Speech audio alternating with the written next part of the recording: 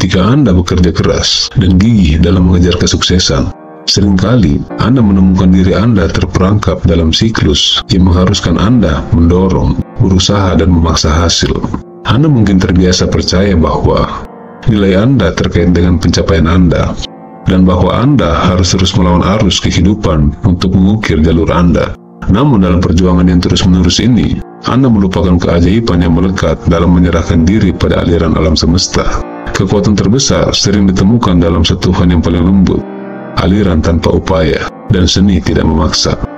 Menurut Laozi, atau juga dikenal sebagai Lao Tzu, seorang tokoh, filsuf, dan spiritualis dari Tiongkok pernah berkata, ketika kita berhenti mencoba mengendalikan segalanya, maka segalanya masih akan terjadi. Filosofi Wu Wei, atau bertindak tanpa usaha, berasal dari filsafat Tiongkok kuno, khususnya Taoisme dan Tao Te Ching. Teks sentral Taoisme mengajarkan bahwa seseorang harus bertindak dengan harmoni dengan Tao atau urutan alam semesta. Ini berarti bahwa alih-alih mencoba memaksa hal-hal terjadi atau mengendalikan hasil, Anda seharusnya membiarkan hal-hal berkembang secara alami dan mengikuti jalan yang paling mudah. Tentu saja, Wu Wei tidak memiliki makna yang tetap. Beberapa menerjemahkan Wu Wei sebagai tidak bertindak atau tidak melakukan apapun.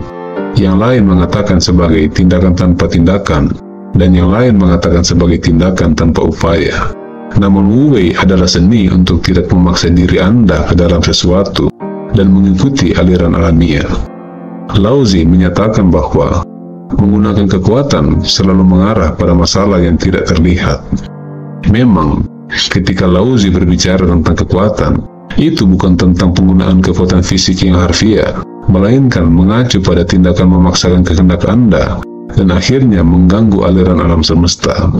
Alam semesta mengikuti jalur alaminya, terus-menerus beroperasi di latar belakang, dan menjadi dasar dari eksistensi manusia kita.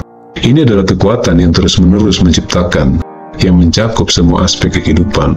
Laozi menekankan pentingnya menyelaraskan diri dengan aliran alam semesta ini, daripada mencoba dengan keras mengendalikannya atau memanipulasinya. Namun, meskipun kita memiliki kebijaksanaan ini, tapi masih ada penekanan yang dominan pada upaya manusia sadar di atas segalanya. Kita cenderung merayakan usaha, terlepas dari efektivitasnya yang sebenarnya. Seringkali sibuk hanya untuk menjadi sibuk. Kita menemukan diri kita mendorong batu ke puncak bukit hanya demi mendorongnya. Meskipun membuat usaha penting, sama pentingnya untuk melakukan usaha yang cerdas. Ada saat-saat ketika kerja keras dan tindakan diperlukan, tetapi juga banyak kesempatan di mana mereka tidak diperlukan. Ini tergantung pada aliran keadaan. Seringkali kita berpegang pada keyakinan bahwa jika kita berusaha cukup keras dan memiliki tekad yang kuat, kita dapat membuat segala sesuatu terjadi sesuai keinginan kita. Namun kenyataannya adalah bahwa ada banyak faktor yang berada di luar kendali kita, seperti peristiwa tak terduga, pilihan dan keputusan orang lain, dan ketidakdugaan yang melekat dalam kehidupan. Kita tidak dapat mengendalikan cuaca, pasar saham, atau pemikiran dan tindakan orang lain. Ketika Anda bersikeras memaksa hasil, Anda sering mengalami siklus frustasi, stres, dan kelelahan yang berkelanjutan.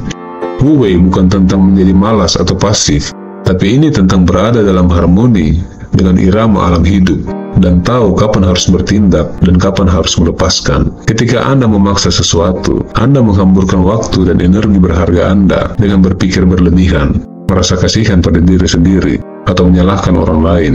Tetapi ketika Anda mengikuti aliran energi kehidupan semesta, Anda dapat mencapai tujuan Anda dengan mudah dan anggun. Ini tidak berarti Anda harus pasif atau menunggu hal-hal terjadi, tapi ini berarti mengambil tindakan saat waktunya tepat dan melepaskan ketika diperlukan. Pikirkan tentang aliran sungai yang mengalir turun dari gunung. Sungai itu tidak memaksa dirinya untuk mendorong batu atau bebatuan, melainkan hanya menemukan jalan paling mudah untuk mengalir dan mengelilinginya. Dengan melakukannya, sungai menciptakan pemandangan yang indah dan harmonis. Anda dapat belajar banyak dari sungai tentang kekuatan Wu Wei dalam hidup Anda sendiri.